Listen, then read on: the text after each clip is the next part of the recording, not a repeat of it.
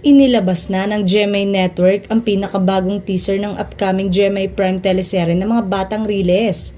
Tila puno ng bakbakan at aksyon ng nasabing teleserye ng GMA na nakatakdang i-ere sa January 2025. Matapos nilang ibahagi sa kanilang official na YouTube channel ang teaser nito noong Sabado. Iikot ang kwento ng mga batang Riles sa 4 na binatilyong idinitain sa isang public juvenile center matapos masangkot sa krimeng hindi nila ginawa.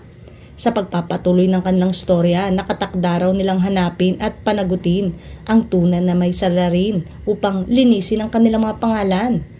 Kabilang ang mga batang Riles sa mga bagong GMA Primetime teleserye na ikakasa ng nasabing media giant na tatapat sa time slot ng sikat na action series na ABS-CBN na FPJ Batang Quiapo na pinagbibidahan ni Coco Martin. Ayon sa kumakalat na schedule ng mga batang Riles, nakatakda raw itong ipalabas sa January 6, 2025 tuwing 8:50 p.m. Kasama ito sa mga nakakasang proyekto ng GMA Network katulad ng Nagbabalik ng Lolong, Bayani ng Bayan, na e-ere umano simula January 20 tuwing 8 p.m. at may Ilonggo Girl na ipapalabas sa January 13 tuwing 9:35 ng gabi. Sa darating na February 2025, ang ikalawang anibersaryo ng Batang Quiapo na siyang sasabayan ng 3 pinakabagong teleserye ng GMA.